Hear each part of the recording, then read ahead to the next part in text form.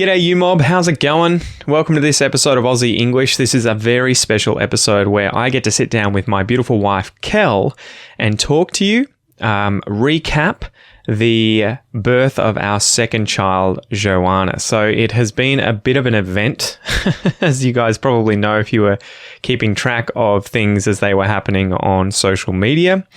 But we are safe and sound now, and yeah, we took the opportunity yesterday whilst our daughter was sleeping and my son was at my parents' place to sit down on our bed with these sort of little lav mics and chat to one another about the recent events. Okay, so anyway, the reason for this episode, besides obviously telling you a little bit about what happened and giving you an insight into our experiences, whilst Kel was going to a lot of these appointments and checkups and monitoring sessions at the hospital because Joana was undersized, she ended up encountering and meeting a lot of immigrant women, and particularly quite a few that didn't have very good English.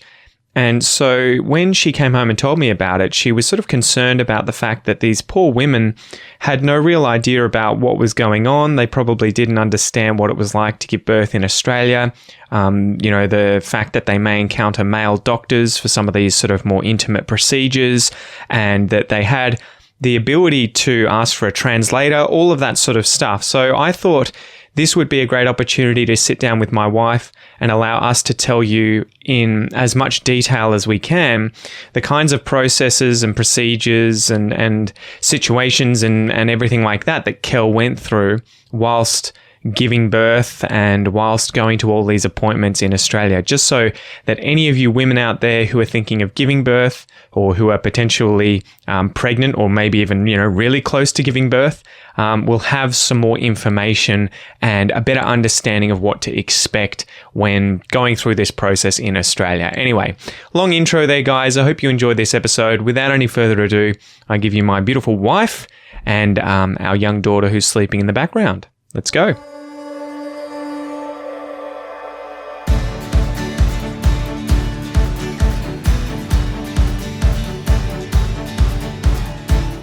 Alrighty, guys. Well, I think this is going to be a bit of a different podcast for you. This is a three-way podcast. We've got Kelly here. That's where you say hello. Hello. And we've got Joana here. Say hello, Joana. She's got hiccups. She's got hiccups. And I'm here, obviously, guys. So I thought I would harass my wife to come on the podcast because Noah is currently with his grandparents. Thank God. Although he would normally be asleep. He's probably asleep with my grandparents. With his grandparents. I hope so.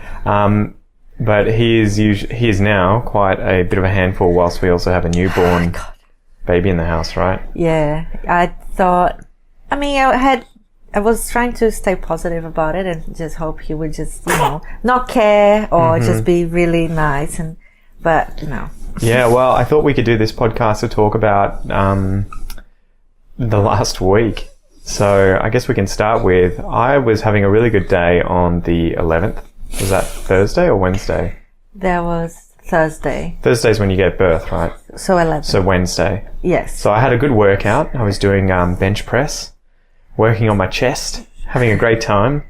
And then as soon as I finished the workout, I had a shake and all of a sudden felt really ill and tight in the stomach and nauseous, and assumed at the time that I had eaten something because I had taken a meal. I'd made all these pre-made meals and I'd taken them out of the freezer to defrost, to thaw, and left them out, ate all but one, and put that one back in the fridge just as a sort of automatic reaction without thinking about it because, it's still out. I'll put it back in the fridge. Yeah. Left it in there for a day, took it out the next day, on the day that I was working out, put it through the microwave, heated it up, seemed fine, ate it.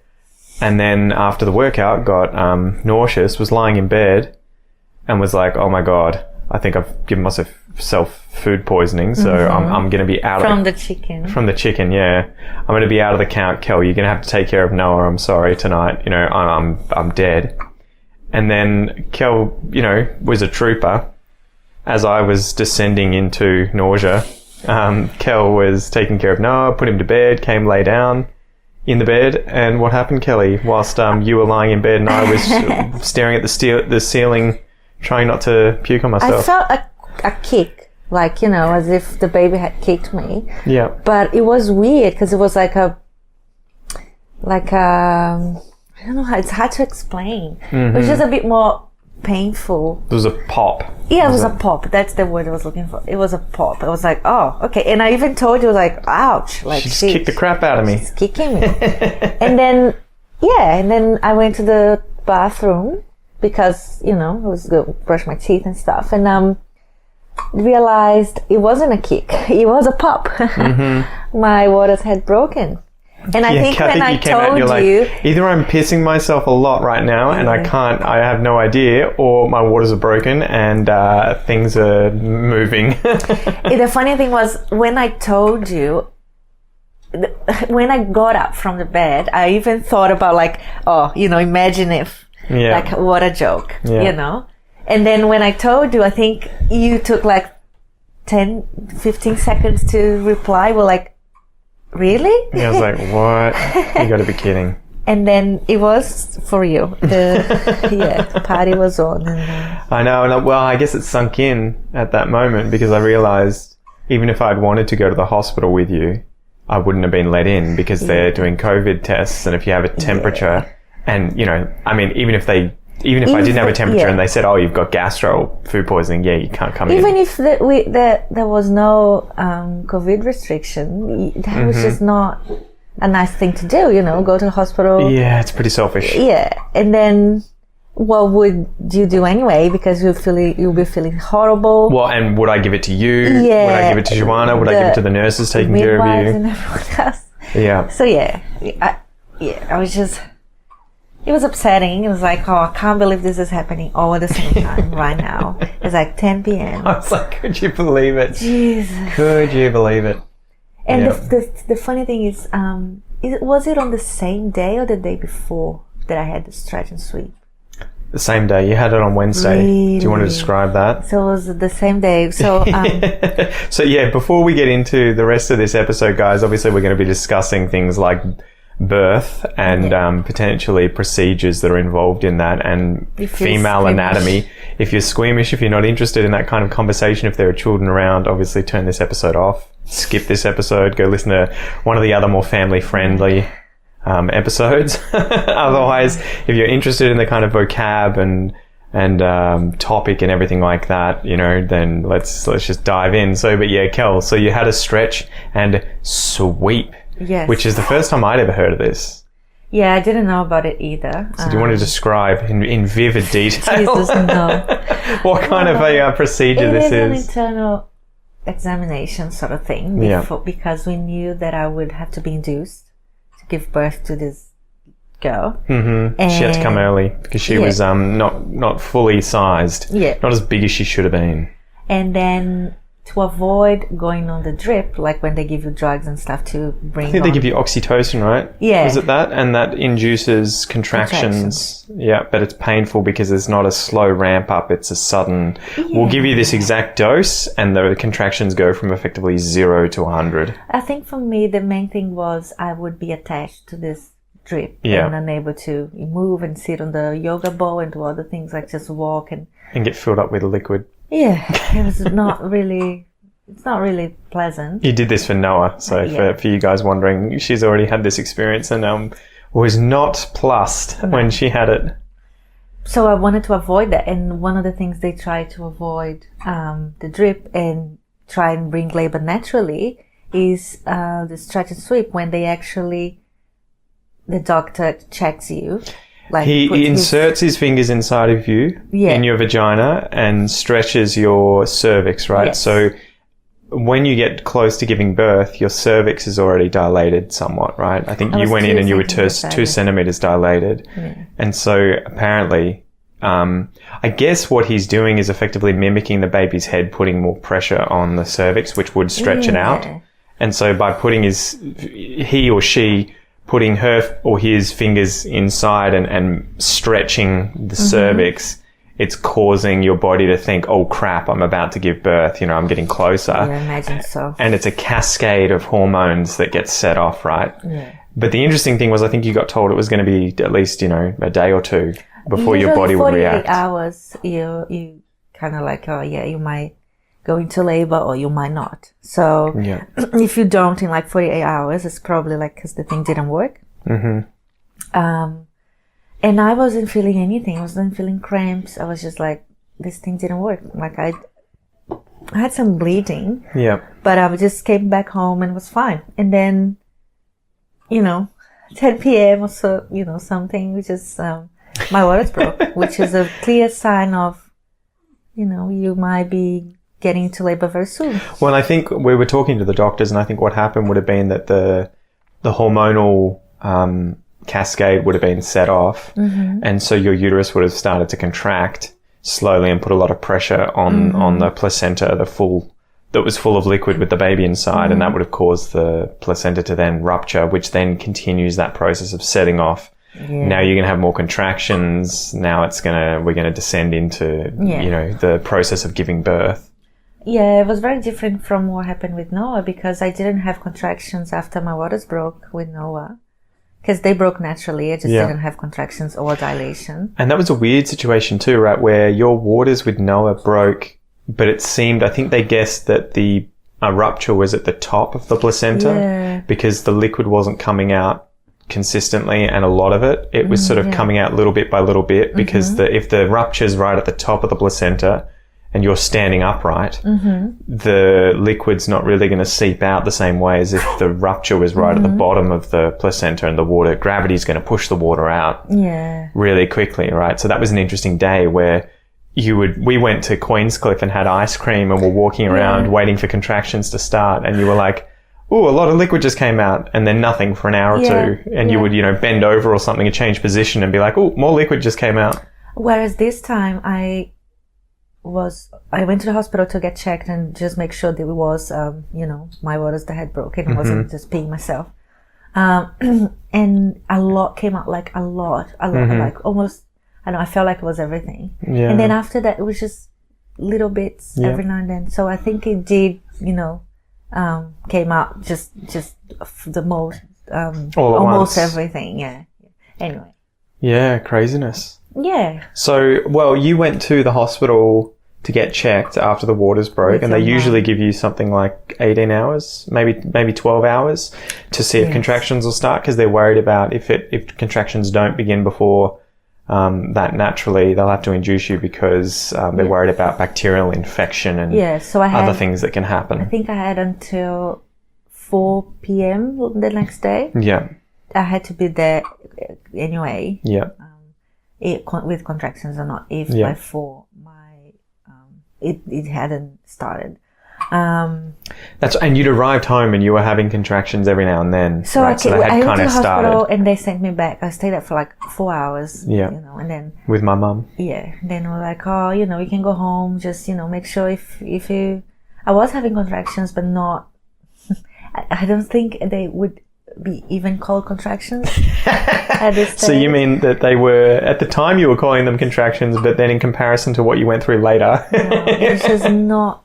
I was having pain, but I was like, I just go home. Mm-hmm. Can you hold the mic just a little bit closer to you? Yeah. Sorry. See if it... There you go. Yeah, see if it gives you... Because I have a feeling you're going to be a bit softer than I am. Okay. I'm just loud as fuck. It's I'm just tired, my personality. So. Sorry, guys. So anyway, you went to the hospital with my mum. You got monitored. They put the machine on you, checked that the baby was okay, heart rate was all good, everything like that. And then you ended up coming home, obviously, and they were like, come back tomorrow at 4 if contractions haven't ramped up to a certain level. Yeah. And I think we woke up at about 7 in the morning and you were starting to get contractions within... I didn't sleep, so by the time we came back, it was like 3 a.m. or something. Mm-hmm. I knew we would be sick here and I was worried about you. And meanwhile, I was on the bathroom floor vomiting. And I haven't vomited. I mean, I'll side story, guys. Let's go off on a detour, on a side quest. I hadn't been sick in 5 fucking years. I know. Sorry to swear. Everyone about it. I'm doing this to emphasize it, right? Like if it's good to swear sometimes, but I hadn't been sick in 5 fucking years. So I hadn't been sick since I was at university, probably in 2016, and at the gym training jiu-jitsu, where I was interacting with people all the time. Yeah. and on public transport, touching handles on things, opening doors. And so you would just get colds all the time. Yeah. But as soon as I started working from home, after we moved to Canberra and I was just working full time from home, I never got ill. It was amazing. It was all, yeah. Probably reflected my social life a little bit, but it was amazing. You were never sick. No. Like, I remember I got sick a few times. Like In Canberra?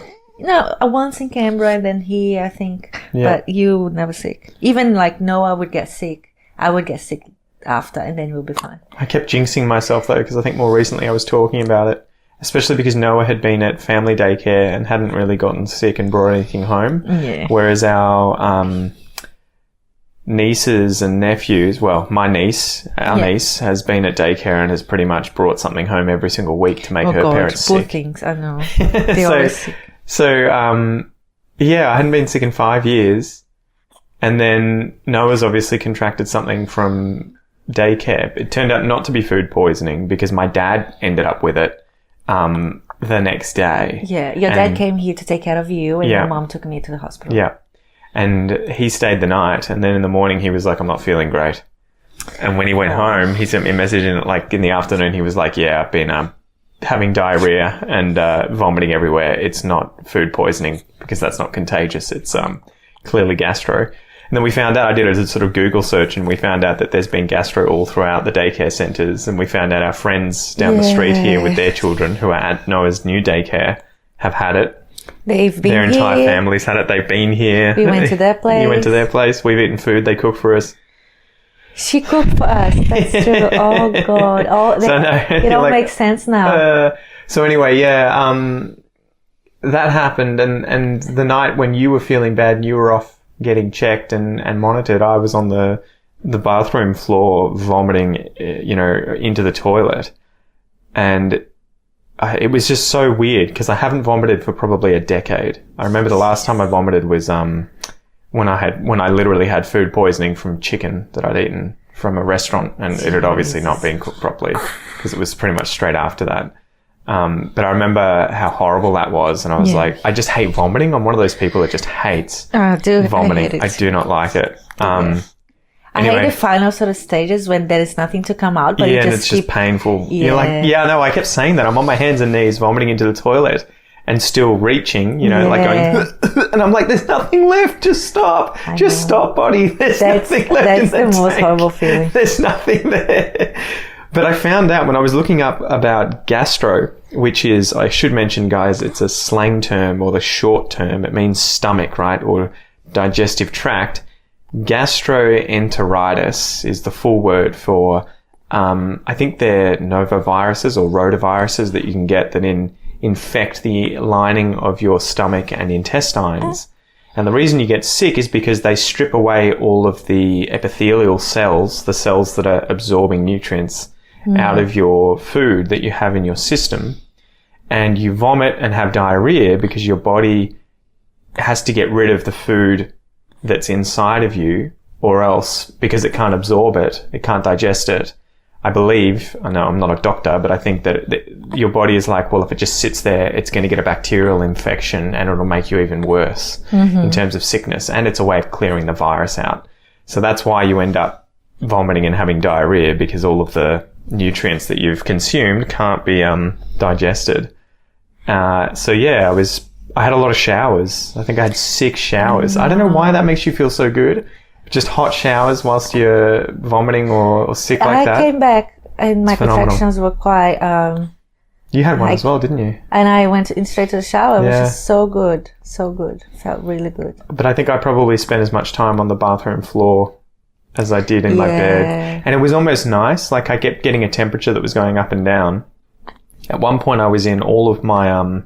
I was in a hoodie and tracksuit pants beneath the sheet and the quilt in the bed and felt cold, but my temperature was like 37 point something degrees. So I had a temperature, and I remember just stripping off and just lying on the cold tiles after vomiting and just being like, oh my God, this is amazing. And to the point then afterwards where I got so cold I wanted to have a hot shower. So... Anyway, sorry, that's probably the boring part of the night, but that was what I was doing whilst Kel was getting checked. Yeah, and then I came back and then you didn't sleep, you were in pain and vomiting, and I tried to sleep, and I was just, contractions were just picking up. I remember holding, what do you call this thing on the bed? The headboard. I was just holding this like, whoa, that's very This is the irregular. wooden metal thing at the top of the bed where you can like, that you can hold on to. I was holding on, it's just like... Or sit against. Just feeling, okay, this is real, like this is happening, because, anyway, and then... Because you weren't in a rush to have the baby, were you? You were kind of like wanted to hold on to a few days. my induction was booked for Tuesday. Yeah. And I wanted it even later. So, 2 days from now is when you were thinking you were going to get induced. Yeah. Yeah. So, we had to call your mom back at 7 or something. Yeah. Because I was feeling... I was in a lot of pain and just not... just wanted to make sure she was fine, because the whole pregnancy was a bit like, she's tiny, you know, she has this and that issue and everything. And I'm like, all right, let's go back to the hospital. You know, if there's a safe place for me to be. Everyone here's sick. I'm amazed you didn't get it. Didn't get it. Well, I guess out of any of us that would have done best without it, it was probably you. So it's good that you did. I can't imagine you trying to give birth whilst having gastro. That would be like the worst imaginable combination. My God. Like, birth is bad enough from what I've heard from you. Yeah. And I'm sure all the women listening to this who've given birth can attest to that. I can't imagine if you were sick or, you know, there is something else affecting you in the meantime. Like, that would be a nightmare. You just can't. You'd just be like, cesarean. Just give me a cesarean. I'm not dealing with this. So anyway, do you want to talk about the birth? You went in there with Mum, and I didn't get to see it. I was all pumped. I was going to vlog it, you know, try and do a video or have a little bit of history for us to be able to remember the moment. But I was also pleased that Mum had the chance to be involved and go with you. It is interesting because our daughter is named after her, your mum. And your best friend. And my best friend. Yeah. And I just think that was really special for your mom to be there. I don't know. I obviously wanted you to be there, but it was a real... we were talking about it in the hospital. It was a female thing. Like, we were all that together with the midwives, and Shani, who is a student midwife again, she saw Noah. She was there for Noah. Yeah. So and she's followed us again for Joana. So it was this real, like, sort of thing. We had an experience that we share, your mom and I now. It was really, I think it really brought us closer together. Like, it was really interesting. And honestly, she was my rock in there. Like, I don't know, if she wasn't there, I would be like, God. But yeah, and then I went back to the hospital, and my contractions really started to pick up. Like, I wasn't even in the birth, what do you call suite? Birth suite. So that would be where you're giving the place where you are to give birth. I wasn't just being monitored. Yeah, like, you were just in a room. Yeah. And then I wasn't screaming, but I was mourning, like, just like, everyone could see it. Just unavoidable. And people would walk past me and just say, like, oh, good luck, because I was visibly thank you. It was not. And I always imagine, like, oh, not going to be one of those that screams the hospital down and things. Because, when you were there for Noah, giving birth to Noah, you hear all these women going nuts, going like just literally screaming their lungs out. I came to realize that is a very instinctive, if that's a word, and it's a very last stage of labor, because you lose control of what you're doing. You're out of consciousness. I think it's also been shown in scientific studies to reduce pain. Or the perception of pain, if you are able to let out. I mean, there's studies that have been done, again, going on a side mission here to talk about something else. I've seen studies that were done where people have to put their hands into ice water, and one's group is allowed to swear and the other one has to use words that aren't swear words to deal with the pain. And the ones that swear, they put their hands in the water and they can say, fuck, fuck, fuck, fuck, fuck, shit, shit, shit, shit, shit, or whatever. They can last much longer in the water than the people who aren't allowed to swear, because they can let out that pain. So I would imagine it's the same thing with screaming, where that's interesting. If women are allowed to scream during childbirth, they probably are able to manage the pain more easily. It is a very it's just, you can't control it, you know? Yeah. It's not as if, oh yeah, I'll just try and be quiet right now. You just can't. Like, you can't stop it from, it's very, imagine an animal. Oh, baby. Kel's breastfeeding right now, guys. She's doing a stealth breastfeed during the podcast. Like, you know, like it's just an animal in the forest. It's just like trying to, it's very, it's hard to explain. Like, you become this, it's very, animalistic. Is that a word? Animalistic, primitive. Primitive. Yes. It's very primitive. It takes you to this very primitive place where you just your body's just acting and you're not conscious of what's going on. Exactly. So went to hospital, straight into the monitoring part. It was already, you know, I was already in a lot of pain. Asked for pain relief already. I was just like, You went in prepared this time. Originally, when you had Noah, you weren't keen to have an epidural, right? no. I mean, because you wanted to do it yourself. You want to do it under your own steam. You want to do it with your own energy, your own power, your own strength. And it's an interesting thing I kept saying to you, at least with Noah, I was like, it doesn't make you less of a woman. Oh, you know, no. It's all those the first time mom things that you just take on board that just, instead of helping you, just make you judge yourself even more. Well, I think a lot of women in particular see other women taking the epidural, especially for their first birth, as the easy way out. Yeah. And I think there's a lot of, I mean, from the outside, I see a lot of judgment. I've heard a lot of the feedback you've given me from these mothers groups who talk about this sort of stuff. And it seems, you know, a badge of honor to have never used any pain killers. But this time you went in and you were like, epidural me, give me an epidural. Relief in the waiting, it's not a waiting room. It's just like monitoring sort of, you know, because they check your heartbeat and baby's heartbeat and everything. Yeah. And the lady was like, no, she gave me pills. Like, I don't remember the name of the medication. And then I was like, so I can only have an epidural when I change rooms, right? And she kind of giggled, like, she was like, darling, you can't have an epidural right now. It's quite risky. You know, we don't have it's just a waiting sort of, you can't have an epidural here. And I'm like, all right, okay, fine. And then I did go to a different room where you actually give birth, and, you know, and that was the birth real suite. And the epidural worked or didn't work? I got there, asked for an epidural straight away, and it takes like an hour for everything to get ready for them to come because you know, it's a public hospital. And the guy was really nice and really gentle and just like really... Not as weird as the guy we had the first time for Noah, huh? It was a bit... This guy he took his stuff full on. He was like very serious about it. He was under pressure. No, this one was really relaxed and just really nice. And he applied it and it worked at first. But it was a clear difference between my left side and my right side. On my left side, it was much stronger and it was hard for me to move my leg. But on the other side, I was like, yeah, there is a difference, but it's not, if you pinch me, I'll feel it. I was just like, you know, we were like, oh, you know, just, it's going to work. Like, keep pumping. Because you get given a control that you to release the drug. Well, and crazily, I think it's fentanyl, isn't it? At least that's what it was when you were giving birth to Noah. I believe it was fentanyl that you were given, which is like 100 times more potent than heroin. I mean, it's a very tiny amount that you're given, but but I think that there's definitely a limit on the switch. Yeah, you can't. Yeah.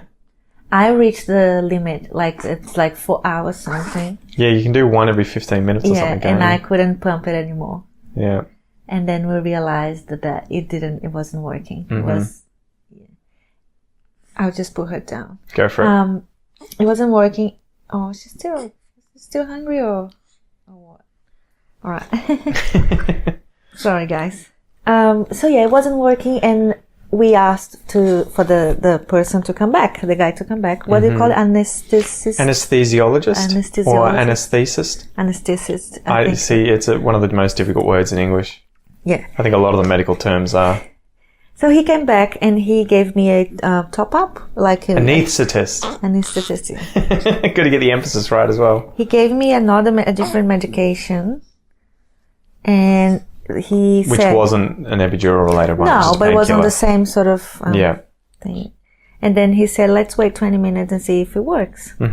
And it worked for 20 minutes. It was literally heaven. For 20 minutes? For 20 minutes. I couldn't feel anything. I was happy and chatting, and your mom probably can... Loved it. Your mom probably can talk about it, because she said you look like a different person. Like you just like bright and, you know, happy and positive. This sounds like, again, side mission, side quest.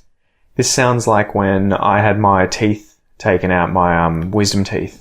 I only had to get the teeth on my lower jaw removed. The upper jaw, I had space because when I had, what are they called again? Braces. When I was thinking it's, what do you call it in Portuguese? Aparelho? Aparelho. Yeah, device. I had braces when I was 16 and got them on my birthday. Really? My 16th birthday. But they had to remove 2 teeth on the top jaw to fit the braces in. Because they wanted to make room for the molars as they came in, my wisdom teeth. So anyway, because I only had to get the bottom teeth on my lower jaw removed, they didn't have to give me a full general anesthetic. They just had to give me a sort of mild sedative so that I was sort of not completely unconscious, but just out of it. Okay. And I remember when I woke up, I was on cloud 9. I was so happy. I was just like, this is freaking amazing. Your mom? Yeah, my mum, she took me home in the car and was asking me all these questions about my love life and everything at the time that she knew I would never tell her a thing when I wasn't, you know, drugged up to the eyeballs. And so she was asking all these questions, you know, are you dating someone? Are you seeing someone? Really? Oh, it's sneaky. And at the time, I remember pointing my finger to her and saying, well, she told me this afterwards, actually, you know, you're trying to trick me, Mum. But I still told her. I was like, damn it. But yeah, I remember feeling amazing from whatever drug that was. Whereas when my sister had her wisdom teeth out the next week, she had a general anesthetic and she came out so seedy and angry. And Mum tried the same thing and she wasn't having a bar of it. My sister was pissed. Really? Yeah, she was not happy. What? She just felt like crap, right? Yeah. She felt rotten because of a general anesthetic usually makes you just feel horrible. Oh. But anyway, so you ended up feeling great. I felt great. It was the best. It was positive. I was talking to everyone. Bring the mic closer. In joking around and, you know what it is like when you spend a lot of time in a hospital when you kind of get... Giving birth. No, well, you were there with me last time. That's only the people that see you that you talk to and you just start asking questions. And it was really nice. Mm-hmm. We realized it wasn't working and I got the new medication. It worked for 20 minutes and it came back. The pain came back. Mm-hmm. But when the pain came back, I was in transition, which is the last stage of labor. Before she comes out. Before she comes out. Well, the very last stage, I think, is when the placenta comes out. But like, let's consider before the baby's out. Mm-hmm. And I was in a lot of pain, if I can say it mildly. You can swear.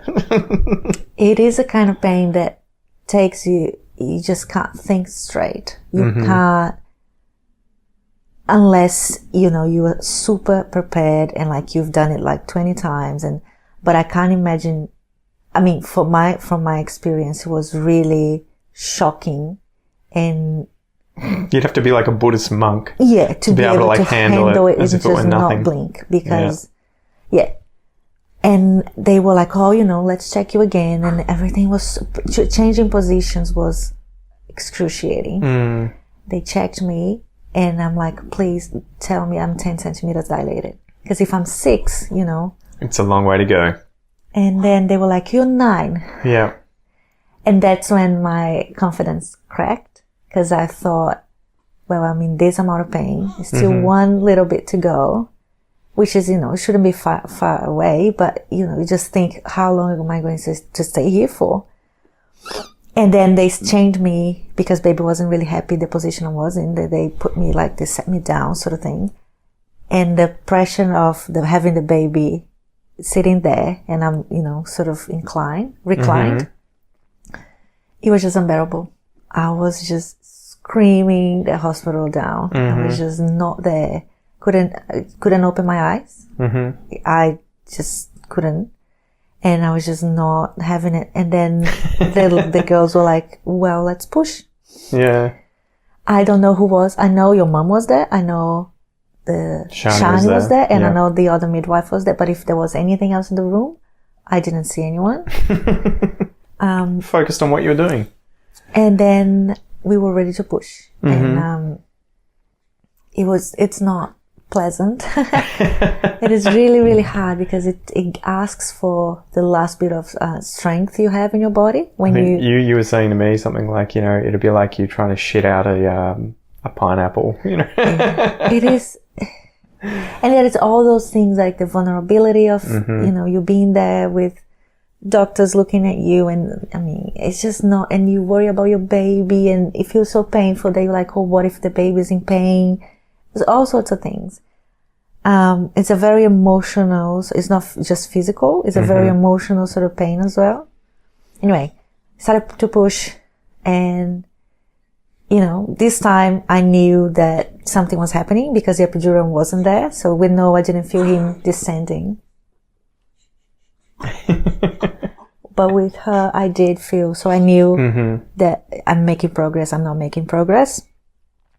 And it was over very quickly.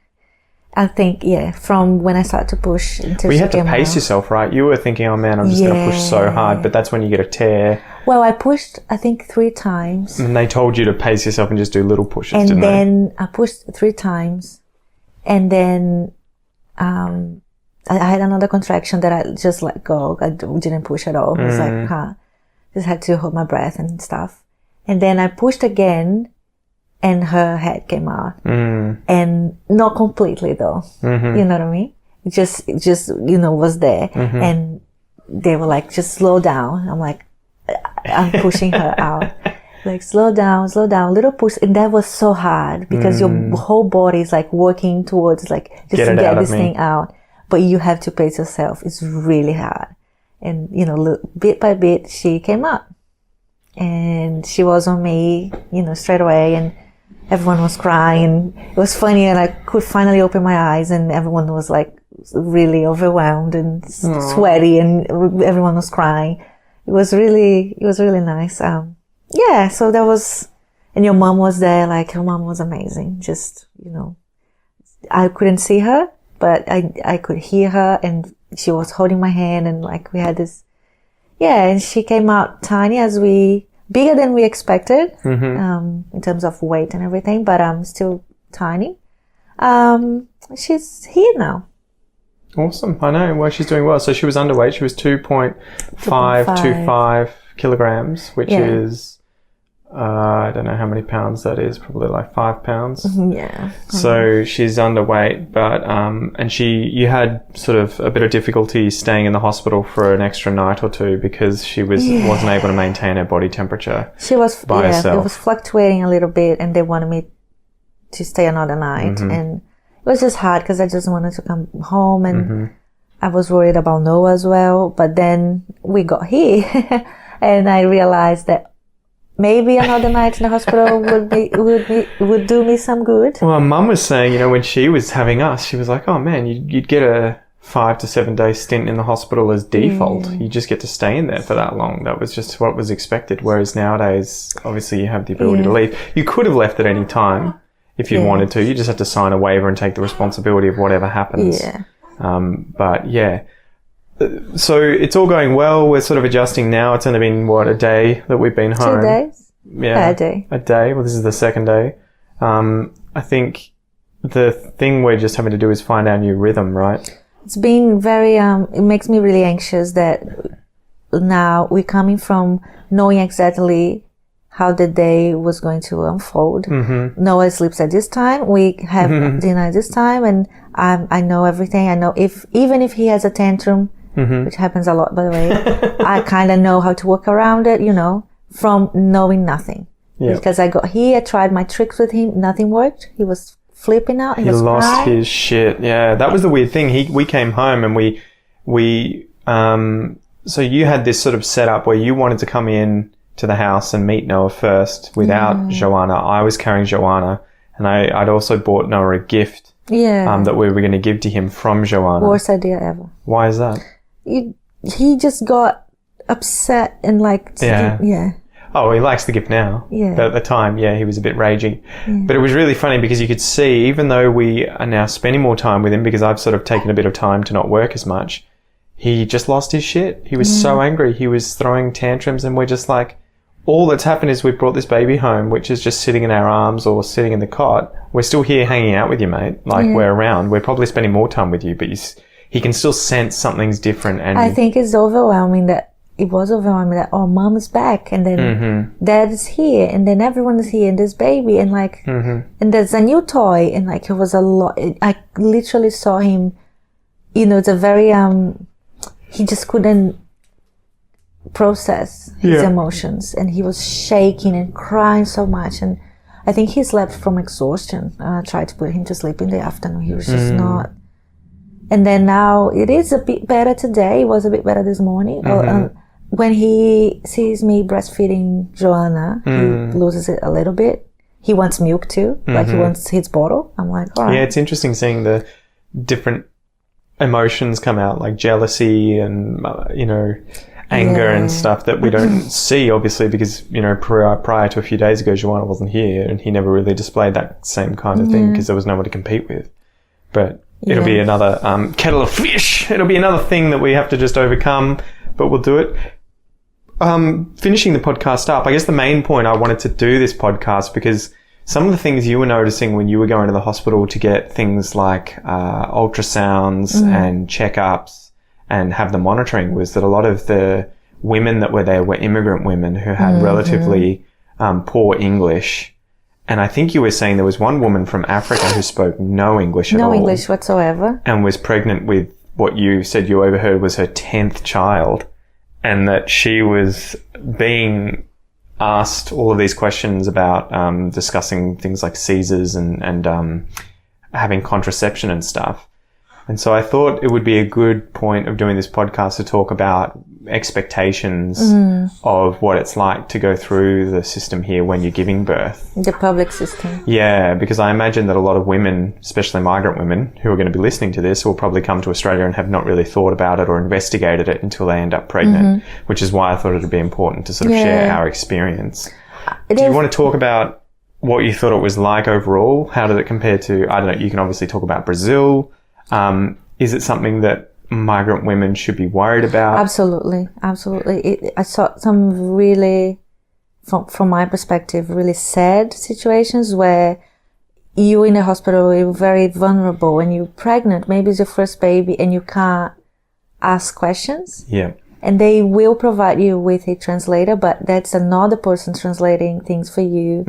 And it definitely helps. I mean, don't get me wrong, but it's just not, you just not empowered, you know, to do your own thing. And it was something, sorry to interrupt you, it was something that I hadn't even thought about with English being so important, because it would give you this ability to have that level, that extra level of communication and confidence when you're going through such a vulnerable situation in your life, especially in a foreign country. So again, if you are thinking about getting pregnant and having a child in a foreign country, whether it's Australia or not, get on top of the language. Just for the sake of being able to communicate with doctors and nurses effectively so that you feel confident when you're going through this process, that you know what's going on. It is, I saw women trying to ask questions to the midwives and doctors and they just not getting it. And as a, you know, English is not my first language. So I kind of like, I kind of understand what she's trying to say, but these people are not, you know, English teachers. Yeah. And they, you know, the hospital is busy and other things. So you're kind of like, oh, that must be so frustrating. You just want to know, you know, this. And then they get appointments wrong, you know, dates and times and things. And well, and I can't imagine if you suddenly have to go to have a cesarean during your birth and it's an emergency and they can't really explain to you or wait for a translator. They just have to say, you just have to believe us, or, you know. And because of COVID, a lot of times you're by yourself. Like, you couldn't be there with me for the appointments. So if I wasn't able to communicate, it would be even more stressful going through what we went through, not knowing if she was okay, or, you know, just because I couldn't express myself. Do you want to talk too about the kinds of procedures that you had, especially some of the invasive ones were actually done by men?